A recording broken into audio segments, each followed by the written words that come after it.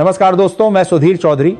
दोस्तों तैयार हो जाइए, क्योंकि आज जो खबर हम आपको बताने जा रहे हैं वह सिर्फ एक खबर नहीं, ये डिजिटल दुनिया में छिड़ चुकी एक ऐसी महायुद्ध की शुरुआत है जिसका असर आने वाले कई दशकों तक महसूस किया जाएगा।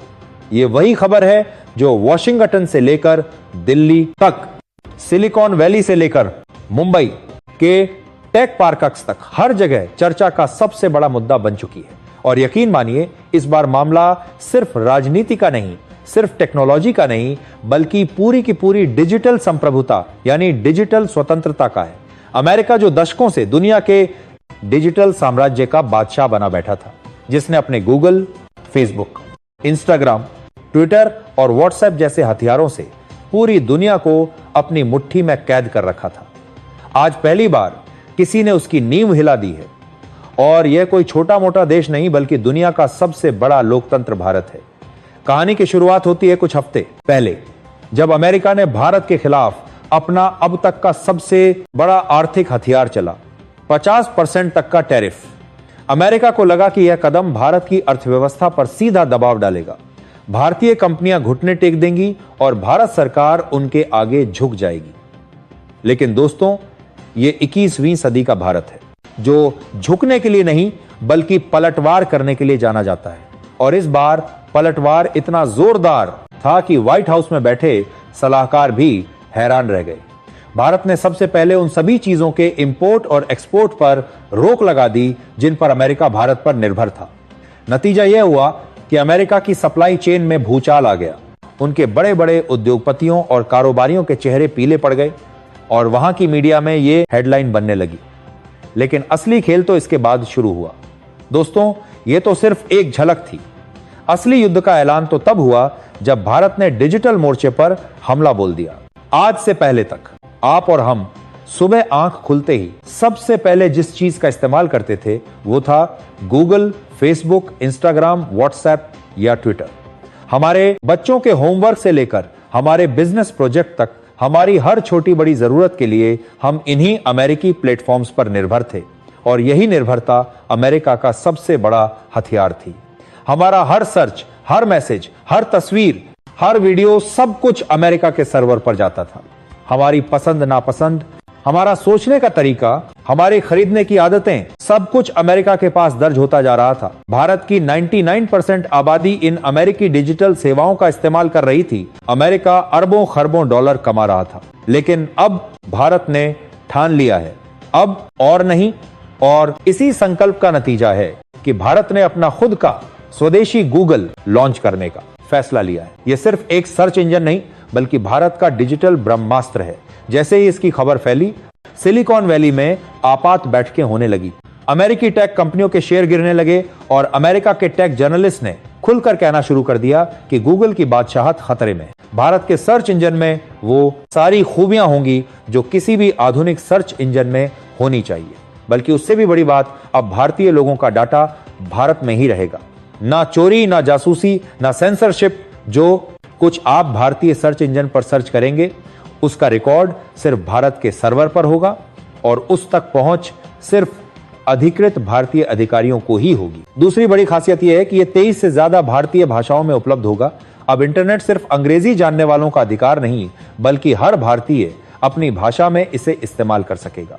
तीसरी और सबसे खतरनाक ताकत कि यह पूरी तरह एआई यानी आर्टिफिशियल इंटेलिजेंस से लैस होगा। यह आपकी पसंद नापसंद को सीखेगा, आपके लिए खुद से कंटेंट ढूंढेगा और आपको ऑडियो वीडियो के जरिए उसी भाषा में जवाब देगा जिसमें आप चाहेंगे। सोचिए, आप अपनी मातृभाषा में बोलकर कोई सवाल पूछते हैं और यह आपको उसी भाषा में जवाब दे देता है, वो भी सिर्फ टेक्स्ट नहीं बल्कि ऑडियो और वीडियो में। यह सुविधा आज तक गूगल भी इस स्तर पर नहीं दे पाया है। अपने प्लेटफॉर्म्स लॉन्च की वजह थी डाटा सुरक्षा और अमेरिकी जासूसी से बचाव। अब भारत ने भी उसी राह पर कदम रखा है, लेकिन अपने तरीके से भारत सिर्फ अपने देश में ही नहीं बल्कि वैश्विक बाजार में भी इसे पेश करेगा। शुरुआती चरण में इसे 32 देशों में लॉन्च किया जाएगा, जिनमें ऑस्ट्रेलिया, इंडोनेशिया, अरब देशों के साथ कई अफ्रीकी देश शामिल हैं। अमेरिका पर इसका आर्थिक असर भी बहुत बड़ा होगा। गूगल, इंस्टाग्राम, व्हाट्सएप और ट्विटर के सबसे ज्यादा यूजर भारत में हैं। अगर भारत एक दिन के लिए भी इन सेवाओं को बंद कर दे तो अमेरिका को अरबों डॉलर का नुकसान होगा, और अगर भारतीय सर्च इंजन ने इनकी जगह ले ली तो यह अमेरिका के लिए एक बड़ा नुकसान होगा। लेकिन दोस्तों, यह सिर्फ शुरुआत है। भारत जल्द ही ट्विटर, इंस्टाग्राम और व्हाट्सएप जैसे ऐप्स के भी भारतीय वर्जन लॉन्च करने की तैयारी में है। यानी आने वाले वक्त में हमारा हर मैसेज, हर फोटो, हर वीडियो भारत के सर्वर पर रहेगा और भारत के कंट्रोल में रहेगा। और यही वजह है कि अमेरिका की नींद उड़ चुकी है। खबर है कि अमेरिकी राष्ट्रपति डोनाल्ड ट्रंप ने पीएम नरेंद्र मोदी को अमेरिका आने का न्योता दिया है ताकि इस पूरे विवाद को बातचीत से सुलझाया जा सके। लेकिन असली सवाल यह है, जब भारत इस समय डिजिटल मोर्चे पर जीत की स्थिति में है तो क्या उसे नेगोशिएशन में जाना चाहिए या फिर इस मौके का फायदा उठाकर अपनी डिजिटल आजादी को पूरी तरह स्थापित करना चाहिए। तो दोस्तों, इस पूरी कहानी का निष्कर्ष किसी साधारण घटना का अंत नहीं बल्कि एक ऐतिहासिक मोड़ का आगाज है। यह केवल एक सर्च इंजन के जन्म की बात नहीं बल्कि उस डिजिटल क्रांति की घोषणा है जो आने वाले दशकों तक भारत की पहचान को बदलने वाली है।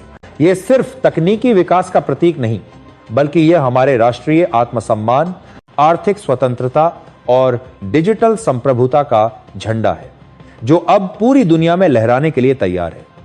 पिछले 70 सालों से अमेरिका ने अपने डिजिटल औजारों और कंपनियों के जरिए पूरी दुनिया के डाटा पर राज किया है। हमारे विचार, हमारी आदतें, हमारा कारोबार और यहां तक कि हमारे बच्चों की पढ़ाई तक सब उनके सर्वरों में कैद होकर उनके फायदे के लिए इस्तेमाल होते रहे। लेकिन आज भारत ने यह स्पष्ट संदेश दे दिया है कि अब वह दूसरों की डिजिटल गुलामी नहीं करेगा।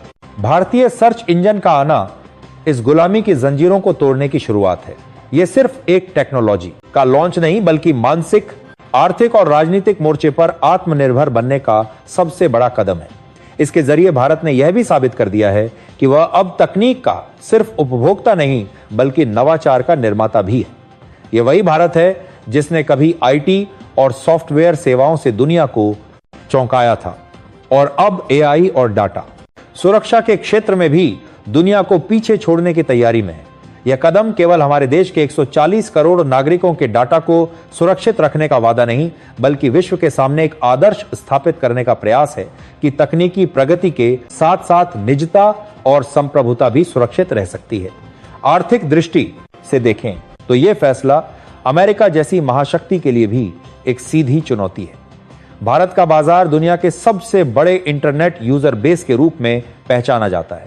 अगर यह बाजार अमेरिकी प्लेटफॉर्म से हटकर भारतीय प्लेटफॉर्म्स पर आ जाता है तो न सिर्फ अरबों डॉलर की धनराशि यहीं देश में घूमेगी बल्कि लाखों युवाओं के लिए नए रोजगार और स्टार्टअप के अवसर भी पैदा होंगे।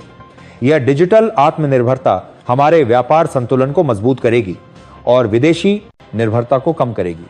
कूटनीतिक दृष्टि से भी यह एक मास्टर स्ट्रोक है। अमेरिका जैसे देश जो अब तक डाटा और तकनीक के जरिए दबाव बनाते थे, अब भारत के साथ बराबरी से बातचीत करने पर मजबूर होंगे।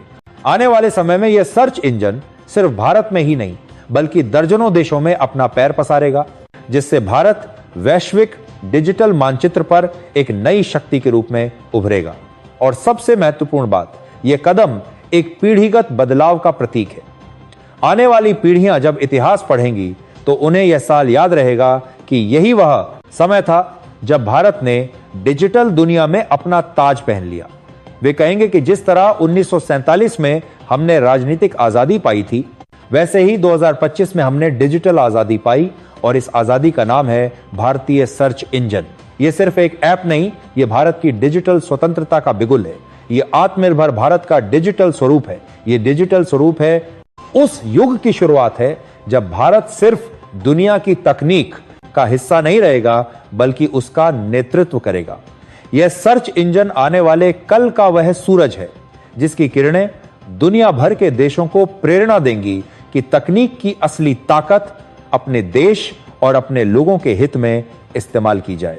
और यही कारण है कि आज हम गर्व से कह सकते हैं, भारत अब डिजिटल गुलामी से मुक्त है। इस खबर पर आपकी क्या राय है? आपकी जो भी राय हो नीचे कमेंट सेक्शन में जरूर लिखें। धन्यवाद।